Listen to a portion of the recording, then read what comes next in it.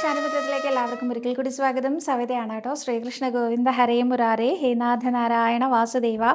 ശ്രീകൃഷ്ണ ഗോവിന്ദ ഹരേ മുരാരേ ഹേ നാഥ നാരായണ വാസുദേവ. ശ്രീ ഗുരുവായൂരപ്പ ശരണം ഹരേ. ഇന്നത്തെ സത്സംഗത്തിലേക്ക് എല്ലാവർക്കും ഒരിക്കൽ കൂടി സ്വാഗതം. ഇന്ന് ശ്രീലകത്ത് ശ്രീ ഗുരുവായൂരപ്പൻ ദാമോദരനായിട്ടാണ് നിൽക്കുന്നത്. കുഞ്ഞുണ്ണികൃഷ്ണൻ്റെ പാദത്തിൽ അനന്തകോടി നമസ്കാരം പറയുന്നു. ഒപ്പം കൃഷ്ണപാദമനിശം ഹൃദി ഭാവയാമി. ഹരികൃഷ്ണപാദമനിശം ഹൃദി ഭാവയാമി. ഹരേ രാമ രാമ രാമ ഹരേ ഹരേ. ഹരേ കൃഷ്ണ കൃഷ്ണ കൃഷ്ണ ഹരേ ഹരേ. ഹരേ രാമ രാമ രാമ ഹരേ ഹരേ. ഹരേ കൃഷ്ണ കൃഷ്ണ കൃഷ്ണ ഹരേ ഹരേ. പൂർവം രാമതപോവനാദിഗമനം ഹത്വാ മൃഗം കാഞ്ചനം വൈദേഹീഹരണം ജടായുമരണം സുഗ്രീവ സംഭാഷണം ബാലീ നിഗ്രഹണം സമുദ്രതരണം ലങ്കാപുരീദാഹനം പശ്ചാൽ രാവണകുംഭകർണഹനനം ഏതദ്ധി രാമായണം. പൂർവം രാമതപോവനാദിഗമനം ഹത്വാ മൃഗം കാഞ്ചനം വൈദേഹീഹരണം ജടായുമരണം സുഗ്രീവ സംഭാഷണം ബാലീ നിഗ്രഹണം സമുദ്രതരണം ലങ്കാപുരീദാഹനം പശ്ചാൽ രാവണകുംഭകർണഹനനം ഏതദ്ധി രാമായണം. ഇന്നലെ ചൊല്ലാൻ മറന്നു, അതാണ് കേട്ടോ ഇന്ന് 2 തവണ ചൊല്ലുന്നത്. ഇന്നലെ ഒരു ഭക്ത ഓർമ്മിപ്പിച്ചപ്പോഴാണ് അയ്യോ ഞാൻ ചൊല്ലിയില്ലായിരുന്നുല്ലേ എന്ന്. ഓരോ കാര്യങ്ങളിങ്ങനെ പറഞ്ഞ് അങ്ങനെ പോയില്ലേ. ഇന്നലെ കുറേ പേര് എന്നോട് ചോദിച്ചിട്ടുണ്ടായിരുന്നു, സവിതയ്ക്ക് ഒരു ഉഷാറ് കുറവുണ്ടോ, എന്താണ് ഉഷാറ് കുറവിൻ്റെ കാരണം എന്നൊക്കെ ചോദിച്ചിട്ടുണ്ടായിരുന്നു കേട്ടോ. എൻ്റെ അറിവിൽ അങ്ങനെ പ്രത്യേകിച്ച് ഉഷാറ് കുറവുണ്ടായിരുന്നില്ല. ഇനിയിപ്പോൾ എന്തെങ്കിലും തോന്നിയോ എന്ന് ചോദിച്ചാൽ അറിയില്ല. ഞാൻ വേഗം വീഡിയോ തീർക്കാനുള്ള ഒരു ധൃതിയിലായിരുന്നു, ചിലപ്പോൾ അതുകൊണ്ടായിരിക്കും കേട്ടോ. പിന്നെ ആ ഒരു ടൈമിങ് ശരിയായില്ല. അപ്പോൾ എനിക്കിത് വേഗം കഴിഞ്ഞിട്ട് വേറൊരു പണി ഉണ്ടായിരുന്നു, അപ്പോൾ അതിലേക്ക് ഇങ്ങനെ പോകണം എന്നുള്ള ഇതില്ല, അതുകൊണ്ടായിരിക്കാം ചിലപ്പോൾ അങ്ങനെ തോന്നിയിട്ടുണ്ടാവുക. അപ്പോൾ ഇന്ന് ഞാൻ കുറച്ചും കൂടി ഉഷാറായിട്ട് വരാനായിട്ട് തീരുമാനിച്ച് ഉഷാറായിട്ട് വന്നതാണ്. പിന്നെ ഇന്നത്തെ കഥ അല്ലേ, ഇന്ന് ദാമോദരൻ്റെ കഥ തന്നെയല്ലേ പറയേണ്ടത്. ദാമോദര ലീലയായിട്ടല്ലേ ഗുരുവായൂരപ്പനെ ഇന്ന് ചന്ദനം ചാർത്തിയിരിക്കണത്. അപ്പോൾ ദാമോദരൻ്റെ കഥ പറയാം കേട്ടോ. ഞാൻ തന്നെ അനേകം പ്രാവശ്യം പറഞ്ഞിട്ടുള്ളതാണ്, നിങ്ങൾക്ക് എല്ലാവർക്കും അറിയണതാണ്, എന്നാലും പറയാണ്. നമ്മുടെ ഉണ്ണികൃഷ്ണൻ ഒരു ദിവസം കിടന്നുറങ്ങുക. അപ്പോൾ രാവിലെ ഉണ്ണികൃഷ്ണനെ വിളിച്ചെഴുന്നേൽപ്പിക്കുന്നതിന് യശോദമ്മയ്ക്ക് ചില രീതികളുണ്ട്. ഉണ്ണികൃഷ്ണ ഉണരൂ എന്ന് പറഞ്ഞ് ഉണ്ണികൃഷ്ണനെ കുറിച്ചുള്ള പാട്ടുകൾ ഇങ്ങനെ പാടിക്കൊണ്ടിരിക്കും. ഉണ്ണി വളരെ നല്ല ഉണ്ണിയാണ് എന്നുള്ള രീതിയിൽ ഒരുപാട് ശ്ലോകങ്ങൾ പോലെ പാട്ടുകൾ ഇങ്ങനെ പാടിക്കൊണ്ടിരിക്കും. ഗോപികമാരുടെ ഏറ്റവും വലിയ പ്രത്യേകതയാട്ടോ, അവർക്ക് അനേകം തരത്തിലുള്ള ഗാനങ്ങൾ പാടാൻ അറിയായിരുന്നു, രാഗങ്ങൾ ചിട്ടപ്പെടുത്തി പാടാൻ അറിയായിരുന്നു എന്നുള്ളത്. അപ്പോൾ അവരെ എല്ലാ ഗ്രഹങ്ങളിലും പാട്ടുണ്ട്, എല്ലാ ഗ്രഹങ്ങളിലും കൃഷ്ണൻ തന്നെ ആയിരിക്കും മെയിൻ സബ്ജക്റ്റും അല്ലേ. അപ്പോൾ എന്തായാലും ഭഗവാനെക്കുറിച്ച് പാട്ടൊക്കെ പാടി ഉണ്ണിയെ എഴുന്നേൽക്കൂ എന്ന് പറഞ്ഞുകൊണ്ട് ഭഗവാനെ ഉണർത്തേണ്ട സമയത്ത് ഭഗവാൻ ഉണർന്നു എന്നറിയിക്കാനായിട്ട് ഇടതുവശത്തേക്ക് ചെരിച്ചു വെച്ചിരിക്കുന്ന തലയൊന്നെടുത്ത് വലതുവശത്തേക്ക് ചെരിച്ചു വെക്കും. അങ്ങനെയാണത്രേ പതിവ്. അതിൻ്റെ അർത്ഥം ഉണ്ണി ഉണർന്നിട്ടുണ്ടെന്നാണ്. അതിനുശേഷം യശോദമ്മ ഉണ്ണിയെ ഇങ്ങനെ പുകഴ്ത്തിക്കൊണ്ടിരിക്കും കേട്ടോ. എൻ്റെ ഉണ്ണി സുന്ദരനല്ലേ, ഒന്നുകൂടി സുന്ദരനാവാൻ നമുക്കൊന്ന് കുളിക്കണ്ടേ, കുളിച്ചാലല്ലേ ഉണ്ണി മിടുമിടുക്കനാവുക, ഇങ്ങനെയൊക്കെ ഓരോന്നിങ്ങനെ പറഞ്ഞുകൊണ്ട് ആ പുറത്തൊക്കെ ഒന്ന് തലോടി ആ കുഞ്ഞു കവിളിലൊക്കെ ഒരു ഉമ്മ കൊടുത്ത് ആ തലമുടിയിലൊക്കെ ഒന്ന് തലോടി അങ്ങനെയൊക്കെയാണ് യശോദമ്മ ഉണർത്താറുള്ളത്. ഉണ്ണിക്കും വലിയ ഇഷ്ടമാണ് ഇത് കേട്ടുകൊണ്ട് അമ്മയുടെ ആ ലാളനത്തിൽ എഴുന്നേൽക്കാൻ വലിയ ഇഷ്ടമാണ്. അപ്പോൾ ഒരു ദിവസം ഉണ്ണി നോക്കുമ്പോൾ അമ്മ അടുത്തില്ല. ഞാൻ ഉണരുകയും ചെയ്തു. അമ്മ എന്നെ വിളിക്കാൻ വന്നിട്ടില്ല. ഉണ്ണി ഏതാണ്ട് ഒരു 2 വയസ്സ് ആവുന്നേ ഉള്ളൂ കേട്ടോ. ആ ഒരു പ്രായത്തിലുള്ള ഉണ്ണി എന്താ പറയുക, കട്ടിലിൽ നിന്ന് ഒന്ന് എഴുന്നേറ്റിരുന്നു. നോക്കുമ്പോൾ അമ്മ അടുത്തൊന്നുമില്ല, ആ മുറിയിലേ അമ്മ ഇല്ല. അപ്പോൾ ഉണ്ണിക്ക് ദേഷ്യം വന്നു. അടുത്ത് രാമേട്ടനില്ല, രാമേട്ടനെയും കാണാനില്ല. അപ്പോൾ യശോദമ്മ അന്ന് എന്താ ഉണ്ണികൃഷ്ണനെ വിളിക്കാൻ ചെല്ലാഞ്ഞത്? അതിനൊരു കാരണമുണ്ട് കേട്ടോ. അന്നത്തെ ദിവസം രോഹിണിയമ്മ അവിടെ ഉണ്ടായിരുന്നില്ല, രാമേട്ടനും അവിടെ ഉണ്ടായിരുന്നില്ല. അപ്പോൾ ഈ ഉണ്ണികൃഷ്ണൻ എഴുന്നേറ്റ് വരുമ്പോഴേക്കും ജോലികളെല്ലാം തീർത്ത് വെച്ചിട്ടില്ല. ചിലപ്പോൾ ഇനിയൊന്നും ചെയ്യാൻ ഉണ്ണികൃഷ്ണൻ സമ്മതിക്കില്ല. അപ്പോൾ വേഗം ജോലികൾ ഓരോന്ന് തീർത്ത് വെച്ചുകൊണ്ടിരിക്കുകയാണ്. നന്ദഗോപുരം അവിടെ ഇല്ല. അപ്പോൾ ഇവരൊന്നും ഇല്ലാത്തത് കൊണ്ട് ഉണ്ണിയെ മാനേജ് ചെയ്യാൻ വേണ്ടിയിട്ടാണ്, വേഗം പണികളൊക്കെ തീർത്ത് വെക്കാൻ വേണ്ടിയിട്ടാണ് യശോദമ്മ ഈ ഉണ്ണികൃഷ്ണനെ ഉണരുന്നതിന് മുൻപ് ചെയ്തുകൊണ്ടിരിക്കുന്നത്. അതുകൊണ്ടാണ് മുറിയിൽ ചെന്ന് ഉണ്ണികൃഷ്ണനെ ഉണർത്താൻ സാധിക്കാഞ്ഞത്. അപ്പോൾ ഉണ്ണിക്ക് ദേഷ്യം വന്നു. അമ്മ അടുത്തില്ലാതെ എഴുന്നേൽക്കേണ്ടി വന്നു. കുറച്ച് ബുദ്ധിമുട്ടി കഷ്ടപ്പെട്ട് ആ കട്ടിലിൽ നിന്ന് കമിഴ്ന്ന് ഇങ്ങനെ താഴേക്ക് ഊർന്ന് ഇറങ്ങി. ഈ ഊർന്നിറങ്ങുന്നതിൻ്റെ ഭാഗമായിട്ട് തലേ ദിവസം രാത്രിയിൽ കുഞ്ഞു എന്താ പറയുക, ഒരു റോസ് നിറത്തിലുള്ള പട്ടൊക്കെ ഉടുപ്പിച്ചിരുന്നു, മുട്ടിന് മേലെ കിടക്കാൻ പാകത്തിന്. നമ്മൾ ഈ കുഞ്ഞു ട്രൗസറൊക്കെ ഇടിയിക്കില്ലേ കുഞ്ഞു കുട്ടികളെ, അതേപോലെ ഒരു പട്ടൊക്കെ ഉടുപ്പിച്ചിരുന്നു ഉണ്ണികൃഷ്ണനെ. അതൊക്കെ ഏതാണ്ട് പകുതി മുക്കാലും പോയി എന്ന് തന്നെ വേണം പറയാൻ. ഒരു ചെറിയ എന്തോ ഒന്ന് അരയിലുണ്ട് ഇല്ലേ അങ്ങനെ ഒരു ഭാവത്തിലാണ്. 2 അടി വെച്ചപ്പോഴേക്കും അതവിടെ വീണ് പോവുകയും ചെയ്തു. പിന്നെ ഉള്ളത് എന്താണെന്ന് വെച്ചാൽ ഒരു കുഞ്ഞു പട്ടുകോണകാണ്. അത് അരയിൽ തന്നെ ഉണ്ട്. ഒരു കിങ്ങിണി അതിങ്ങനെ കിഴിഞ്ഞുകൊണ്ട് താഴേക്ക് ഇങ്ങനെ വന്നുകൊണ്ടിരിക്കുന്നുണ്ട്. ഉണ്ണികൃഷ്ണനെ രാത്രി ഉറക്കാൻ നേരത്തും നന്നായിട്ടൊന്ന് മേലൊക്കെ കഴുകിച്ച് ഉണ്ണികൃഷ്ണൻ്റെ ആ ഒരു സുഗന്ധലേപനങ്ങളൊക്കെ പുരട്ടി ഉണ്ണിയുടെ എല്ലാ മുടികളും കൂടി കുനുകൂന്തളങ്ങളൊക്കെ നിറയെ മുടിയുണ്ടല്ലോ ഉണ്ണികൃഷ്ണന്, അതെല്ലാം കൂടി ഇങ്ങനെ ഉണ്ടയായി കെട്ടിവെച്ചിട്ടൊക്കെയാണ് യശോദമ്മ ഉറക്കാറുള്ളത്. പിന്നെ മേല് കുത്തിത്തെറിക്കാത്ത തരത്തിലുള്ള നല്ല ആഭരണങ്ങളൊക്കെ അണിയിച്ചിട്ടാണ് ഉറക്കാറുള്ളത്. ആഭരണങ്ങളൊക്കെ അങ്ങോട്ടും ഇങ്ങോട്ടും ഒക്കെ തിരിഞ്ഞ് കിടക്കുന്നതിൻ്റെ ഇടയിൽ പോയി. എന്നാൽ ഈ മുടി കെട്ടിയതോ അത് കുറച്ച് ഭാഗങ്ങളൊക്കെ ഇങ്ങനെ മുഖത്തേക്ക് ഇങ്ങനെ വന്നുകൊണ്ടിരിക്കുന്നുണ്ട്. കെട്ടൊക്കെ ഇങ്ങനെ അഴിയാറായിട്ടുണ്ട്. അങ്ങനെ ഉണ്ണികൃഷ്ണൻ ആ കാലിലെ കാൽത്തള ചിലും ചിലും ചിലും എന്ന് കിലുക്കിക്കൊണ്ട് ഇറങ്ങി വരികയാണ് കേട്ടോ യശോദമ്മയുടെ അടുത്തേക്ക്. യശോദമ്മയുടെ ഒരുവിധം പണികളൊക്കെ കഴിഞ്ഞ് ഒരു കുടം പാല് അടുപ്പത്ത് തിളപ്പിക്കാൻ വെച്ച് അത് തിളച്ചു വരുന്ന സമയം കൊണ്ട് കുറച്ച് തൈര് കലക്കാമെന്ന് കരുതി യശോദമ്മ അവിടെ ഇരുന്ന തൈര് ഇങ്ങനെ കലക്കുകയാണ്. ഈ തൈര് കടകോല് വെച്ച് കലക്കുന്നതിൻ്റെ ഇടയിലായിട്ട് ഉണ്ണികൃഷ്ണനെ കുറിച്ചുള്ള പാട്ടൊക്കെ പാടുന്നുണ്ട്. കുറച്ച് വെണ്ണയും കൂടി നേരെയാക്കി വെച്ചിട്ട് വേണം ഉണ്ണിയെ വിളിക്കാമെന്ന് കരുതിയിട്ട്. അപ്പോഴാണ് ഈ കിലും കിലും എന്നുള്ള ശബ്ദമൊക്കെ കേൾക്കുന്നത്. ഈ ശബ്ദം കേട്ട സമയത്ത് യശോദമ്മയ്ക്ക് വലിയ സന്തോഷമായി കേട്ടോ. ഉണ്ണി വിളിക്കാതെ തന്നെ എഴുന്നേറ്റ് വരുന്നുണ്ട്. ഉണ്ണി കൃഷ്ണ എന്നൊക്കെ പറഞ്ഞുകൊണ്ട് ആ ഉണ്ണിയെ 2 വയസ്സാവാൻ പോണേ ഉള്ളൂ ഉണ്ണിക്ക്, ചെറിയ ഉണ്ണിയാണ്. ആ ഉണ്ണിയെ ഇങ്ങനെ വേഗം ഒന്ന് കെട്ടിപ്പിടിച്ച് ഒരു ഉമ്മയൊക്കെ കൊടുത്ത് സ്തന്യപാനം ചെയ്യിപ്പിക്കാനായിട്ട് യശോദമ്മ ഇങ്ങനെ ഇരുന്നു. അപ്പോൾ അടുത്ത് വന്ന് എഴുന്നേൽപ്പിക്കാത്തതിലുള്ള സങ്കടമൊക്കെ ഈ പാലുകുടിയിൽ ഉണ്ണികൃഷ്ണൻ മറന്നു തുടങ്ങി കേട്ടോ.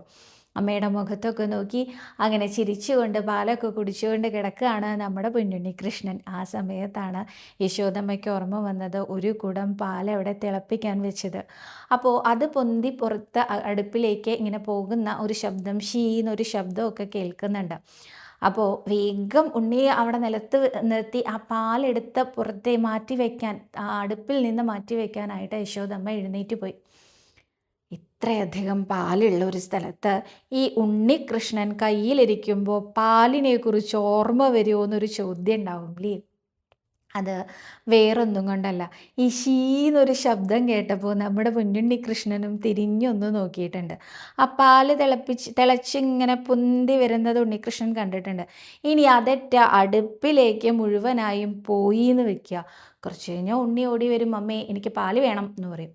ശരി ഉണ്ണി പാല് തരാം, അമ്മയുടെ പാലല്ല എനിക്ക് വേണ്ടത്, എനിക്ക് വേറെ പാലാണ് വേണ്ടത്. ശരി പാല് നേരെയാക്കി കൽക്കണ്ടമൊക്കെ ഇട്ട് കൊടുക്കാന്ന് വെച്ചാലോ? അപ്പ പറയും അതല്ല, എനിക്ക് നേരത്തെ ആ അടുപ്പിൽ പോയി ലശീന്നൊരു ശബ്ദത്തിൽ ആ പാലാ വേണ്ടത് എന്ന് പറയും. ഉണ്ണിയല്ലേ ആള്. അപ്പോൾ ആ പാല് എങ്ങനെയാണ് ഉണ്ണിയെ കിട്ടുക? അത് അടുപ്പിൽ തൂവിപ്പോയി, അതൊന്നും എനിക്കറിയണ്ട, എനിക്കിപ്പോൾ ആ പാല് വേണം. അടുപ്പിൽ പോയ പാലിന് എന്താ രുചി എന്നറിയണ്ടേ എന്ന് ചോദിച്ച് ഇന്ന് മുഴുവൻ ബഹളമായിരിക്കും. അതിനേക്കാളും നല്ലത് എന്താ, ആ പാലെടുത്ത് മാറ്റി വെക്കുന്നതല്ലേ? ഇങ്ങനെ ചിന്തിച്ചു കൊണ്ടാണ് യശോദമ്മ അടുക്കളയിലേക്ക് ഓടിയത്. എന്നാൽ ഉണ്ണികൃഷ്ണനോ പാലിങ്ങനെ കുടിച്ച് രസമായിട്ട് വരുന്ന സമയത്താണ് അമ്മ തന്നെ ഇവിടെ ഇറക്കി വെച്ച് പോയത്. ഒട്ടും ഇഷ്ടമായില്ല അമ്മയ്ക്ക്. ഈ പാലാണോ വലുത് അതോ ഈ ഉണ്ണിയാണോ വലുത്? ഉണ്ണിയെ ഒട്ടും ഇഷ്ടമില്ലാത്തോണ്ടല്ലേ എന്നൊക്കെ ഒരു തോന്നല്. അപ്പോൾ ഭഗവാൻ എന്താ ചെയ്തത്? നേരെ ചുറ്റും ഇങ്ങനെ നോക്കി. നമുക്കൊക്കെ ദേഷ്യം വന്നുണ്ടല്ലേ, എന്തെങ്കിലും കയ്യിൽ കിട്ടിയാൽ അതെടുത്ത് അങ്ങോട്ട് വലിച്ചെറിഞ്ഞ് തകിട് പൊടിയാക്കുക. ഇതേപോലെ ഉണ്ണിക്ക് ദേഷ്യം വന്നപ്പോൾ ചുറ്റും ഒന്ന് നോക്കിയപ്പോൾ എന്താ കണ്ടത്? ഒരു കടകോല കണ്ടത്. ആ കടകോല അത് വെച്ചിട്ടാണല്ലോ ഇങ്ങനെ തൈര് കലക്കിക്കൊണ്ടിരിക്കുന്നത്. ഭാഗവതത്തിൽ പറയുന്നത് അമ്മിക്കുഴ എന്നാണ് കേട്ടോ. അരകല്ല് അരയ്ക്കുന്ന ആ ഒരു അമ്മിക്കുഴവ എന്നാണ്. എന്നാൽ നാരായണീയത്തിൽ പറയുന്നത് ഇതുപോലെ കടകോല എന്നാണ്. എന്തായാലും ആ കടകോലാണ് കിട്ടാൻ എളുപ്പം. മുമ്പിൽ തന്നെ ഇരിക്കുന്നത് കടകോലാണല്ലോ. കടകോലെടുത്ത അമ്മ അത്ര നേരം കലക്കി വെച്ചിരുന്ന ആ തൈരുണ്ടല്ലോ, ആ കുടത്തോടു കൂടി ഒറ്റ പൊട്ടിക്കല പൊട്ടിച്ചു. ശബ്ദമൊക്കെ അങ്ങോട്ട് നന്നായിട്ടുണ്ടായി കേട്ടോ. ആ തൈരൊക്കെ ഇങ്ങനെ ഒലിച്ച് ഉണ്ണികൃഷ്ണൻ്റെ പാദത്തിലേക്ക് ഇങ്ങനെ വരുന്നുണ്ട്. ആ തൈരിൽ ഒരു നിമിഷം നിന്നപ്പോഴാണ് ഉണ്ണിയുടെ ആ ദേഷ്യമൊക്കെ ഒന്ന് മാറിയത്. ദേഷ്യം മാറിയപ്പോഴോ, ദേഷ്യം മാറിയപ്പോൾ പേടിയായി. എന്താ പേടിയായത്?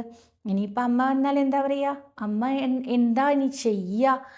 ഇപ്പം ഓടുക തന്നെ വേണം എന്ന് വിചാരിച്ച് ഉണ്ണികൃഷ്ണൻ ഒരൊറ്റ ഓട്ടം അവിടെ നിന്ന് അങ്ങോട്ട് മാഞ്ഞൂത്രേ. എങ്ങടാ പോയത്? ഉണ്ണികൃഷ്ണൻ പാല് കുടിച്ചിട്ടില്ല കേട്ടോ. പാല് കുടി തുടങ്ങിയപ്പോഴല്ലേ അമ്മ ഇങ്ങനെ എഴുന്നേറ്റ് അങ്ങോട്ട് പോയത്. വിശക്കുണ്ട്. വിശക്കണേനിപ്പോൾ എന്താ ചെയ്യുക? ഇവിടെ തൈരും പാലും വെണ്ണയൊക്കെ വെക്കുന്ന ഒരു മച്ചകുണ്ട്. ആ മച്ചിൻ്റെ അകത്തേക്ക് പോയി നോക്കാം. അതിൻ്റെ അകത്തേക്ക് ചെന്നപ്പോഴോ നിറയെ നിറയെ നിറയെ കുടങ്ങൾ. അതിലിങ്ങനെ എന്തൊക്കെയാ വെച്ചിരിക്കണേന്ന് നിശ്ചയില്ല. ഓരോന്നും തുറന്നു നോക്കി. ഓരോന്നും തുറന്നു നോക്കുമ്പോൾ ഉണ്ണികൃഷ്ണൻ്റെ അത്ര വലിപ്പമുണ്ട് ഓരോ കുടത്തിനും. തുറക്കാനൊക്കെ വലിയ പ്രയാസം. നോക്കുമ്പോഴോ ഒരു ചെറിയ കുടം അവിടെ അങ്ങനെ ഇരിക്കുന്നുണ്ട് ഒരു അരികത്തായിട്ട്. അവിടെ ചെന്ന് അത് തുറന്നു നോക്കിയപ്പോഴോ അതിൽ നിറച്ച് വെണ്ണ ഇരിക്കണത് കണ്ടു. സന്തോഷമായി ഉണ്ണികൃഷ്ണന്. ഇന്നത്തെ കാലത്തെ കുട്ടികൾക്ക് ഐസ്ക്രീം കൊടുക്കുന്ന പോലെയായിരിക്കും അന്ന് വെണ്ണ കഴിക്കാനുള്ള ആവേശമില്ലേ ഉണ്ണികൃഷ്ണന്. എന്തായാലും അതിങ്ങനെ കയ്യിലെടുത്ത് താങ്ങി പിടിച്ച് കുഞ്ഞു കുമ്പേമലൊക്കെ വെച്ച് ഉമ്മറത്തേക്കാണ് ഉണ്ണികൃഷ്ണൻ പോകുന്നത്. ഉമ്മറത്ത് അവിടെ ഒരു ഒരലുണ്ട് കേട്ടോ. ഈ കയറി വരുന്ന സ്ഥലത്ത് ആരും ഒരലിടില്ലാത്രേ. ആചാര്യൻ പറഞ്ഞു കേൾക്കാറുണ്ട് കേട്ടോ. ഈ ഒരലെന്ന് പറയുന്നത് ഈ അരിയൊക്കെ ഇടിച്ചു പൊടിച്ച് നേരിയാക്കാനുള്ള സ്ഥാനമാണല്ലോ. അതിനൊരു ഉരൽപ്പുര ഉണ്ടാവാറുണ്ട്. ആ ഉരൽപ്പുരയിലാണ് ഒന്നിലധികം ഉരലും ഉലക്കയും ഒക്കെ ഉണ്ടാവാറുണ്ട്. അനേകം പേര് ഒരുമിച്ച് നിന്ന് അരി ഇടിച്ച് അല്ലെങ്കിൽ ഗോതമ്പ് ഇടിച്ച് അങ്ങനെയൊക്കെയാണ് അവരുടെ ആ ഒരു പാചക സമ്പ്രദായം ഉണ്ടായിരുന്നത്. അപ്പോൾ ഇത് ഇടിച്ചു പൊടിക്കാനുള്ള സാധനം കയറി വരുന്നോടത്ത് ആരെങ്കിലും ഇടുമോ? അങ്ങനെയല്ല. ഒരിക്കൽ നന്ദഗോപ മഹാരാജാവ് ഇങ്ങനെ യശോദമ്മയുടെ അടുത്ത് സംസാരിക്കുമ്പോൾ യശോദമ്മ പറഞ്ഞു അത്രേ, നമ്മുടെ ഉരൽപ്പുരയിലെ ഉരലിനൊക്കെ ചെറിയ പൊട്ടലൊക്കെ ഉണ്ട്, ഇടയ്ക്കൊരു മെയിൻ്റനൻസ് എന്നൊക്കെ പറയില്ലേ, ഇതേമാതിരി അതൊക്കെ ഒന്ന് നേരെയാക്കാൻ സമയമായി, ഒരാളെ വിളിപ്പിച്ച് എന്താ വേണ്ടേച്ചാൽ ഔചിത്യം പോലെ ചെയ്യണം എന്നൊക്കെ ഇങ്ങനെ യശോദമ്മ പറഞ്ഞുകൊണ്ടിരിക്കുകയാണ്. ഉടനെ ഭഗവാൻ പറഞ്ഞു അത്രേ, എനിക്കും വേണം ഒരു ഉരല് എന്ന്. ഇത് കേട്ടപ്പോൾ രാമേട്ടൻ ബലരാമൻ ഒട്ടും വിട്ടുകൊടുത്തില്ല. എന്നാൽ എനിക്കും വേണം ഒരു ഉരല് എന്നായി. രണ്ടുപേരും ഒരല്. ഈ ഒരല് എന്ന് പറഞ്ഞാൽ എന്താ തന്നെ നിശ്ചല്യ കേട്ടോ. അത്ര ചെറിയ കുട്ടികളാണ്. അപ്പോഴാണ് പറയണത് എനിക്കും വേണം ഒരല് എന്ന്. എന്നാൽ ഉണ്ണി എന്താണോ പറയണത് അതിനപ്പുറത്തേക്കില്ല യശോദമ്മയ്ക്കും നന്ദഗോപർക്കും. അവരുറക്കെ ചിരിച്ചുകൊണ്ട് വരുന്ന നേരിയാക്കി തരാം എന്ന്.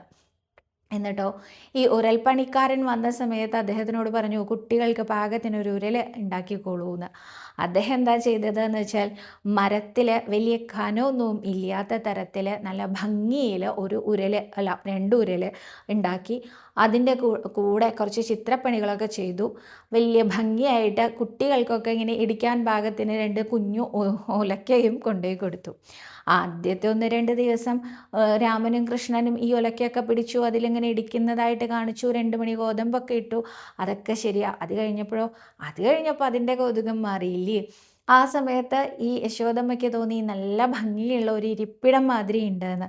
അതുകൊണ്ട് എന്താ ഉണ്ടായി, ആ ഇരിപ്പിടമാക്കാൻ പാകത്തിന് അത് കൊണ്ടുപോയി ആ കയറി വരുന്ന വാതിലിൻ്റെ ഇരുവശത്തായിട്ടിട്ട് അതിൻ്റെ മുകളിലായിട്ടൊരു കുഷ്യനൊക്കെ നേരെയാക്കി വെച്ച് അതിരിക്കാൻ പാകത്തിനാക്കിയതേ. ആ ഉരലിൻ്റെ അവിടെയാണത്രേ ഉണ്ണികൃഷ്ണൻ പോയിരിക്കണത്. എന്തായാലും അതിൻ്റെ മുകളിൽ കുത്തിപ്പിടിച്ച് കയറി അവിടെ ഇരുന്നു ഉണ്ണികൃഷ്ണൻ. എന്നിട്ട് കയ്യിലുള്ള വെണ്ണയൊക്കെ കഴിക്കുന്ന സമയത്താണ് കുരങ്ങനും പൂച്ചയും തത്തയും ഒക്കെ ഇങ്ങനെ വരാൻ തുടങ്ങി ഉണ്ണികൃഷ്ണൻ്റെ അടുത്ത്. ഉമ്മറത്താണല്ലോ പോയിരിക്കണേ. അപ്പോൾ ഓരോരുത്തർക്കും കൊടുക്കണ്ടേ കുറേശ്ശെ. എന്നിട്ട് പറഞ്ഞു, മിണ്ടാതിരിക്കുക, ശബ്ദം ഉണ്ടാക്കരുത്, അമ്മ വരും കാണും എന്നൊക്കെ പറഞ്ഞുകൊണ്ടാണത്രേ ഉണ്ണികൃഷ്ണൻ ഇത് കഴിക്കണേ. ആ സമയത്ത് യശോദമ്മയുണ്ട്. എന്താ അവിടെ ശബ്ദം കേട്ടേ നോക്കണ്ടേ. ഓടി വന്ന് നോക്കുമ്പോൾ തൈരിങ്കലൊക്കെ പൊട്ടിയിട്ടുണ്ട്. ഉണ്ണികൃഷ്ണനെ കാണാനില്ല. കണ്ടുപിടിക്കാൻ ഒരു ബുദ്ധിമുട്ടുമില്ല കേട്ടോ. കാരണം ആ 2 കാൽപാദങ്ങൾ തൈരിലിങ്ങനെ മുങ്ങിയിട്ട് അവിടെ മുഴുവൻ ഓടി നടന്ന പാടുണ്ട്. മച്ചിനകത്ത് പോയത് കാണാനുണ്ട്, മച്ചിൻ്റെ അകത്തുനിന്ന് പുറത്തുനിന്ന് വന്നത് കാണാനുണ്ട്, ഉമ്മറം വരെ എത്തുന്നതും കാണാനുണ്ട്. യശോദമ്മ പതുക്കെ ചെന്ന് നോക്കിയപ്പോൾ ഉണ്ണി വെണ്ണ കഴിച്ചുകൊണ്ടിരിക്കുക. ഉണ്ണികൃഷ്ണനെ ആദ്യം ഓടിച്ചെല്ലാൻ തോന്നിയെങ്കിലും യശോദമ്മ വിചാരിച്ചു അത്ര പെട്ടെന്ന് ഓടിച്ചെന്നാൽ ശരിയാവില്ല. കാരണം എന്താ, ഈ ഉണ്ണിക്ക് വിശക്കുണ്ടാവും, കുറച്ചൊക്കെ കഴിക്കട്ടെ എന്ന് കരുതി അമ്മ അവിടെ കാത്തു നിന്നു അത്രേ. എന്തായാലും അത് കഴിഞ്ഞപ്പോഴേക്കും യശോദമ്മ ഉണ്ണികൃഷ്ണൻ്റെ അടുത്തേക്ക് ദേഷ്യപ്പെട്ട് ഓടിച്ചെന്നു. എന്താ ഈ കാണിച്ചത്? അനേകം ഗോപികമാർ എന്നോട് വന്ന് പറഞ്ഞു, നീ അവരുടെ പാലിൻ്റെ കലം തല്ലിയുടച്ചു, തൈരിൻ്റെ കലം തല്ലിയുടച്ചു എന്നൊക്കെ പറയലേ ഞാൻ കേട്ടിട്ടുണ്ട്. പക്ഷെ അതൊന്നും ഞാനത്ര കാര്യമാക്കിയില്ല കേട്ടോ. ഇപ്പോൾ എനിക്ക് അനുഭവം വന്നപ്പോഴാണ് എനിക്കിത് മനസ്സിലായത്. നീ എത്ര കണ്ട് വികൃതിയാണെന്ന്, ഇന്ന് ഈ വികൃതിക്ക് ഒരു അറുതി വരുത്തണമെന്ന്. ഉണ്ണികൃഷ്ണൻ സംശയമില്ലാണ്ട് പറഞ്ഞു, അമ്മേ ഞാനൊരു വികൃതിയും കാണിച്ചിട്ടില്ല, എന്നിട്ടാണോ ആ തൈരിൻ്റെ കല എങ്ങനെ പൊട്ടിച്ചത്?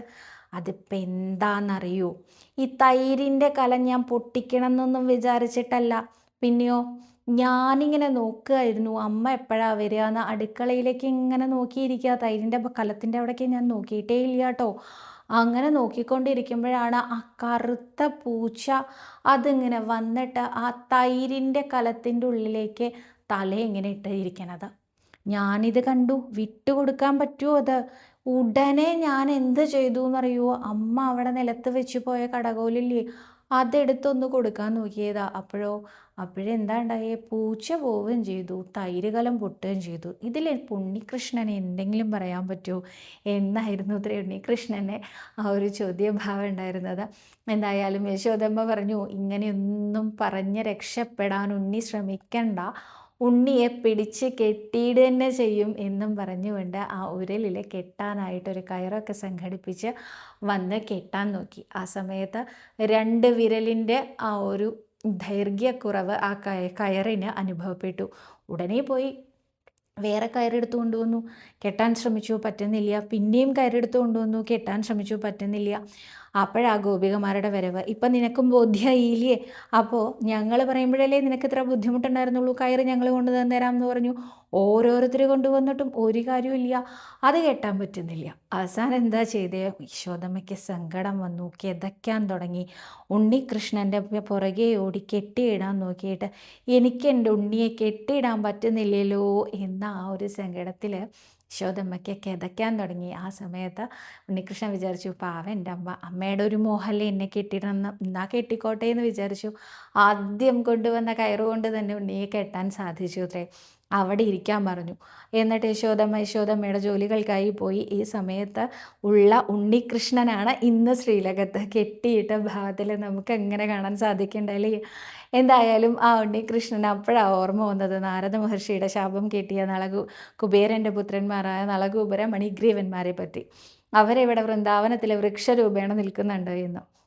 ഉടനെ ചെന്ന അവർക്ക് ഇന്നാണ് മോക്ഷം കൊടുക്കേണ്ട ദിവസേ വേഗം ചെന്നു ഉണ്ണികൃഷ്ണൻ. ഇങ്ങനെ ഉരലും വലിച്ചുകൊണ്ട്. അതിന് ഉണ്ട് കേട്ടോ ഒരു കാരണം, പറയാൻ നിന്നാൽ ഒരുപാട് സമയം പോകും എന്നുള്ളത് കൊണ്ട് എന്തായാലും ഉരൽ വലിച്ചുകൊണ്ട് ഉണ്ണികൃഷ്ണൻ പോയി നളകൂപര മണിഗ്രീവന്മാരുടെ ആ മരങ്ങളുടെ ഇടയിലൂടെ കടന്നതും ആ മരങ്ങൾ കടപുഴകി വീണു. ഭഗവാന്റെ സ്പർശനത്താൽ ആ മരങ്ങൾക്ക് ശാപമോക്ഷം കിട്ടി. അവർ ഭഗവാനെ സ്തുതിച്ചുകൊണ്ട് അങ്ങേ ലോകത്തേക്ക് പോയി എന്നാണ് കഥ. അതിനുശേഷം അവർ അങ്ങേ ലോകത്തെത്തിയതിന് ശേഷമാണ് ഈ മരം വീഴുന്ന ശബ്ദം വ്രജവാസികൾ കേൾക്കാനിടയായത്. അവരെല്ലാവരും ഓടി വന്ന സമയത്ത് യശോദമ്മയാണ് കെട്ടിയിട്ടത്. യശോദമ്മയ്ക്ക് കയ്യും കാലും അനക്കാൻ പറ്റുന്നില്ല. ഉണ്ണികൃഷ്ണൻ എന്തെങ്കിലും പറ്റിയിട്ടുണ്ടാവുമോ എന്ന് കരുതി. അപ്പോഴേക്കും നന്ദഗോപ മഹാരാജാവ് എത്തി ആ കെട്ടിൽ നിന്ന് മോചിതനാക്കി നമ്മുടെ ഉണ്ണികൃഷ്ണനെ എടുത്തു കൊണ്ടുവന്ന് യശോദമ്മയോട് പറഞ്ഞു, ഉണ്ണിക്കൊന്നും പറ്റിയിട്ടില്ല, യശോദ പാല് കൊടുത്തോളൂ എന്ന് പറഞ്ഞ് തിരിച്ചു കൊണ്ടുപോയി വന്ന് കൊടുത്തു എന്നാണ് കഥ. അപ്പോൾ എന്തായാലും നമ്മുടെ ദാമോദരമൂർത്തിക്ക് വീണ്ടും നമസ്കാരം പറഞ്ഞുകൊണ്ട് ഇന്നത്തെ ചോദ്യങ്ങളും വിശേഷങ്ങളും ഒക്കെ നോക്കാല്ലേ. ഗായത്രി എന്ന ഭക്തയാണ് ചോദിച്ചിരിക്കുന്നത്. നമസ്കാരം സദശേഷി, ഞാൻ നാരായണീയം ചൊല്ലുന്നുണ്ട്, പകർത്തി എഴുതുന്നുമുണ്ട്. പക്ഷേ ചില ദിവസങ്ങളിൽ ചില ദശകങ്ങൾ എഴുതാനിരിക്കുമ്പോൾ വല്ലാത്ത ദേഹാസ്വാസ്ഥ്യം അനുഭവപ്പെടുന്നു. അതെന്താ അങ്ങനെ? എന്തെങ്കിലും പ്രശ്നമുണ്ടോ ചേച്ചി, ഒന്ന് പറയാമോ എന്ന്. അങ്ങനൊരു പ്രശ്നം വരാൻ സാധ്യതയില്ലല്ലോ. രോഗനിവാരണത്തിനാണ് ഈ നാരായണീയം എല്ലാവരും ആശ്രയിക്കാറുള്ളത്. ആ സമയത്ത് രോഗാവസ്ഥ അത് ചില സമയത്ത് നമ്മളിലുള്ള പാപങ്ങൾ ഇറങ്ങിപ്പോകുമ്പോൾ അങ്ങനെ സംഭവിക്കുമെന്ന് അമ്മയൊക്കെ പറഞ്ഞ് കേൾക്കാറുണ്ട് കേട്ടോ. എൻ്റെ അമ്മയൊക്കെ, അതായത് അരമണിക്കൂർ നമ്മൾ നാമം ജപിക്കാൻ ഇരുന്ന് കഴിഞ്ഞാൽ അരമണിക്കൂർ നമ്മൾ അടുക്കളയിൽ കുക്ക് ചെയ്യാൻ നിൽക്കുന്നതിനേക്കാൾ കൂടുതൽ എനർജി വേണം. വെറുതെ കാലം നീട്ടി വെച്ചിരുന്ന് നാരായണ നാരായണ നാരായണ നാരായണ നാരായണ നാരായണ എന്ന് ചൊല്ലണമെങ്കിൽ അത്രയും എനർജി വേണം. പറഞ്ഞാൽ ആരെങ്കിലും വിശ്വസിക്കുമോ ചോദിക്കും. സത്യമാണ് കേട്ടോ. കാരണം എന്താ വെച്ചാൽ ഈ അരമണിക്കൂർ നാമം ചൊല്ലുന്ന സമയം നമ്മൾ ചിലപ്പോൾ വല്ലാതെ വയ്യാതെയായി തോന്നും, കുറച്ച് വെള്ളം കുടിക്കണം എന്ന് തോന്നും, നമുക്കൊരു കിതപ്പ് അനുഭവപ്പെടും, തളർച്ച അനുഭവപ്പെടും, ക്ഷീണം വരും. ഇതൊക്കെ നമ്മുടെ പാപത്തിൻ്റെ കെട്ടഴിഞ്ഞ് നമ്മളിൽ നിന്ന് വിട്ടുപോകുന്നതുകൊണ്ടാണ് എന്ന് പറയാറുണ്ട്. അതേമാതിരി ആയിരിക്കും നാരായണീയത്തിലെ ചില ദശകങ്ങൾ. അതിൻ്റെ ആ ഒരു ആഴം, അതിൻ്റെ ആ ഒരു ഡെപ്ത് അതുകൊണ്ടായിരിക്കാം ചിലപ്പോൾ നമുക്കും ഇതുപോലെ എന്തെങ്കിലും അനുഭവപ്പെടുന്നത്. എനിക്ക് മറ്റൊരു കാരണവും അതിനെ കണ്ടുപിടിക്കാനായിട്ട് സാധ്യമാവുന്നില്ല കേട്ടോ. അടുത്തതായിട്ട് ചേച്ചി, എൻ്റെ വിവാഹ വാർഷിക ദിവസമാണ് ചിങ്ങം 1-ന്. 8 വർഷമാവും. ഇനിയും ഒരുപാട് വർഷം ആരോഗ്യവും മനസമാധാനവുമായി സന്തോഷമായി ഒരുമിച്ച് കഴിഞ്ഞു പോവാൻ എന്ത് വഴിപാട് ചെയ്യണം? ചേട്ടൻ വിദേശത്താണ്. ഭഗവാന്റെ മുമ്പിൽ എന്തെങ്കിലും ഒരിക്കൽ വിവാഹ വാർഷികത്തിന് തുളസിമാല ചാർത്തണമെന്ന ആഗ്രഹവുമുണ്ട്. എന്നെങ്കിലും നടക്കുമായിരിക്കും. തീർച്ചയായിട്ടും നടക്കട്ടെ. ഞാൻ പ്രാർത്ഥിക്കാം കേട്ടോ. ഗുരുവായൂർ അമ്പലത്തിൽ വെറ്റിലടക്കി നിവേദിക്കുന്നത് നല്ലതാണ്. അത് 30 ദിവസത്തിനെങ്കിലും ചെയ്യണം എന്നാണ്. സ്വയംവരം കൃഷ്ണനാട്ടം കളി ചെയ്യുന്നത് നല്ലതാണ്. ഗുരുവായൂരപ്പൻ്റെ മുമ്പിൽ നാരായണീയത്തിലെ 78, 79 ദശകങ്ങൾ ചൊല്ലി നമസ്കരിക്കുന്നതും വളരെ ഉത്തമമാണ് കേട്ടോ. അടുത്തതായിട്ട് സതി ചേച്ചി, നമസ്കാരം. എൻ്റെ മകൾക്ക് 2.5 വയസ്സുണ്ട്. വല്ലാത്ത പിടിവാശിയും ദേഷ്യവുമാണ്. ആവശ്യത്തിനും അല്ലാതെയും ഒക്കെ ഏത് നേരവും കരയും. ഭക്ഷണം മര്യാദയ്ക്ക് കഴിക്കില്ല. അവളെ എടുത്ത് നടന്നാണ് ഞാൻ വീട്ടിലെ ജോലിയെല്ലാം ചെയ്യുന്നത്. ആരുടെ കയ്യിലേക്കും പോവില്ല, ഒരിടത്ത് ഇരിക്കില്ല. ചില സമയം വല്ലാത്ത നടുവേദനയുണ്ട്, സിസേറിയൻ ആയിരുന്നതുകൊണ്ട് തന്നെ. ചേച്ചി, ഞാൻ എന്താണ് ചെയ്യേണ്ടത് മോളുടെ ഈ പിടിവാശി മാറാൻ? നാരായണീയത്തിലെ ഏത് ദശകമാണ് ചൊല്ലേണ്ടത്? ഗുരുവായൂരപ്പന് എന്ത് വഴിപാടാണ് ചെയ്യേണ്ടത്? ഒന്ന് മറുപടി പറയൂ എന്നാണ്. കുന്നിക്കുരു കൊണ്ട് തുലാഭാരം തൂക്കിക്കോളൂ, അല്ലെങ്കിൽ മഞ്ചാടി കൊണ്ട് തുലാഭാരം തൂക്കി, രണ്ടും ഒന്നാണ്. മഞ്ചാടി കൊണ്ടോ കുന്നിക്കുരു കൊണ്ടോ തുലാഭാരം തൂക്കിക്കോളൂ. ഗുരുവായൂരപ്പന് മഞ്ചാടി കൊണ്ടുവന്ന് സമർപ്പിച്ചോളൂ. നാരായണീയത്തിലെ 45-ാമത്തെ ദശകം ചൊല്ലി നമസ്കരിച്ചോളൂ. ഇതെല്ലാം ഇതിന് പരിഹാരമാണ് കേട്ടോ. ഗുരുവായൂരപ്പൻ്റെ കുസൃതികൾ നിറഞ്ഞ ആ ഒരു ദശകമാണ് നാരായണീയത്തിലെ 45-ാമത്തെ ദശകം എന്ന് പറയുന്നത്. അതേപോലെ തന്നെ കുന്നിക്കുരു മഞ്ചാടിയൊക്കെ കൊടുക്കുന്നത് സദ്ബുദ്ധി ഉണ്ടാവാൻ വേണ്ടിയിട്ടാണ്. ശ്രീ ഗുരുവായൂരപ്പൻ്റെ നടയിൽ മഞ്ചാടി വാരിപ്പിക്കുന്നത് നല്ലതാണ് കേട്ടോ. അടുത്തതായിട്ട്, എന്തെങ്കിലും അസ്വസ്ഥത ഉണ്ടോയെന്ന് നോക്കണം കേട്ടോ. ഡോക്ടറോട് ചോദിക്കുകയും അതൊക്കെ ചെയ്യണം. ഞാനതൊന്നും വേണ്ടാന്ന് പറയുന്നില്ല. ഒപ്പം നമ്മുടെ വിശ്വാസത്തിനനുസരിച്ച് ഉണ്ണികൃഷ്ണൻ്റെ മുമ്പിൽ ഈ വഴിപാടുകളും കൂടി ചെയ്തോളൂ കേട്ടോ. അടുത്തതായിട്ട്,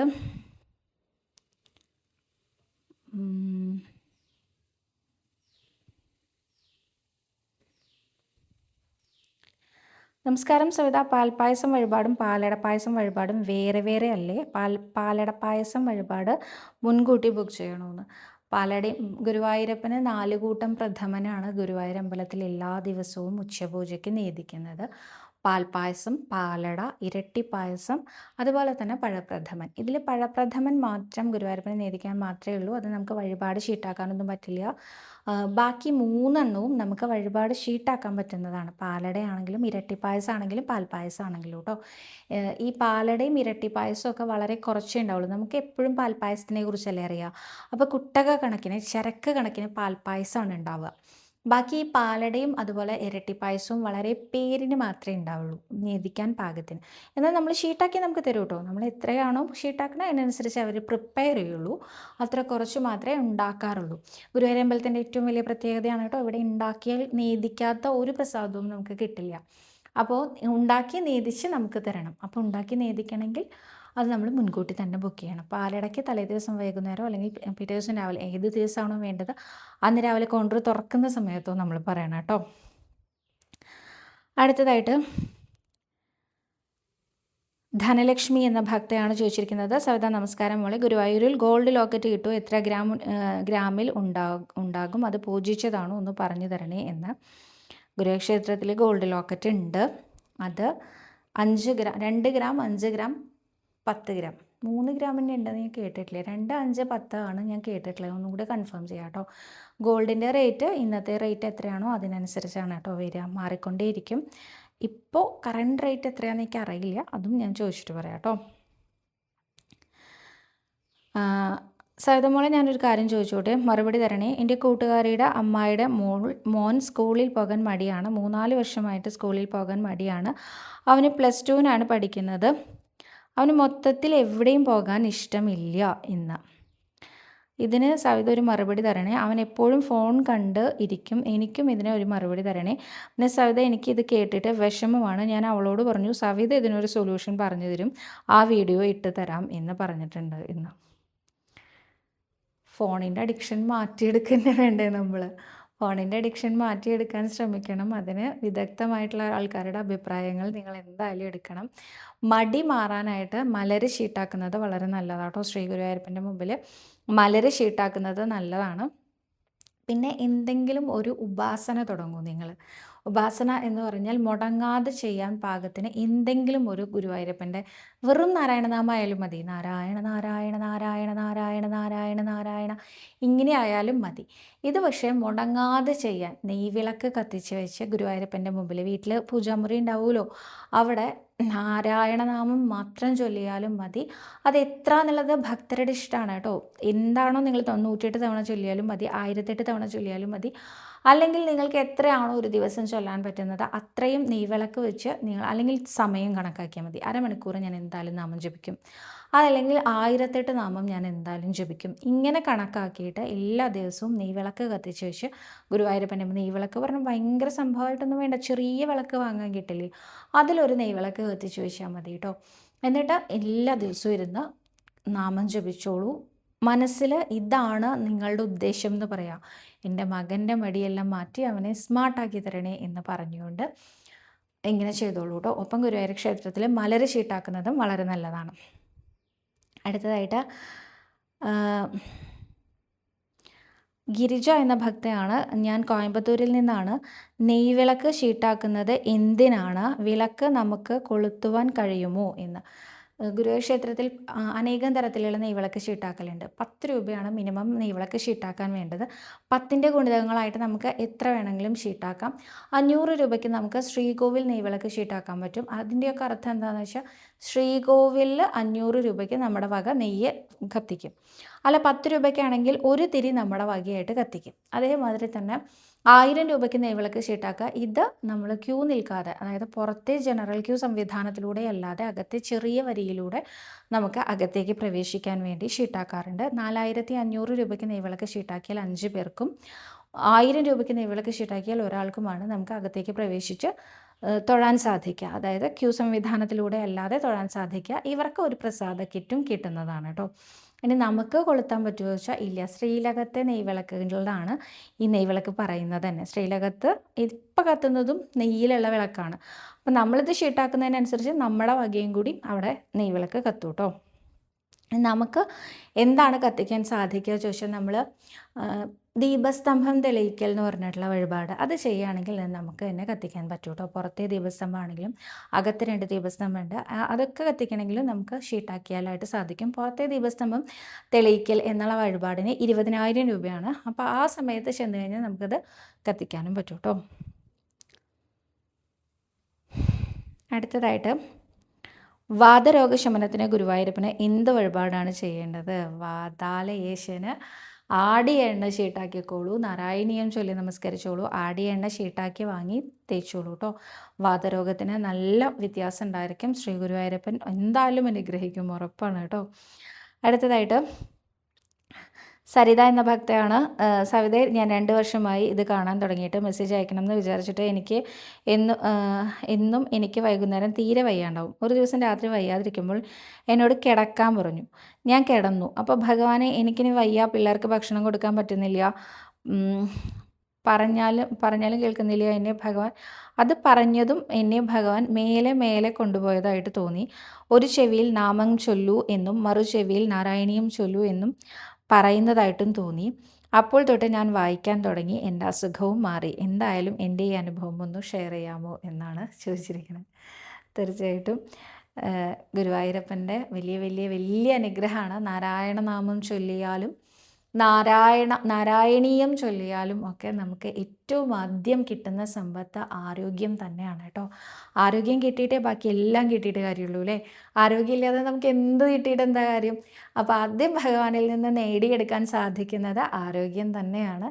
എല്ലാവർക്കും ശ്രീ ഗുരുവായൂരപ്പൻ ആരോഗ്യം തന്നനുഗ്രഹിക്കട്ടെ എന്ന് പ്രാർത്ഥിച്ചുകൊണ്ട് സർവരോഗ വിനാശന, സർവപാപ വിനാശന, സർവദുഃഖ വിനാശന, സർവസൗഖ്യപ്രദായക ശ്രീ ഗുരുവായൂരപ്പ ശരണം ഹരി.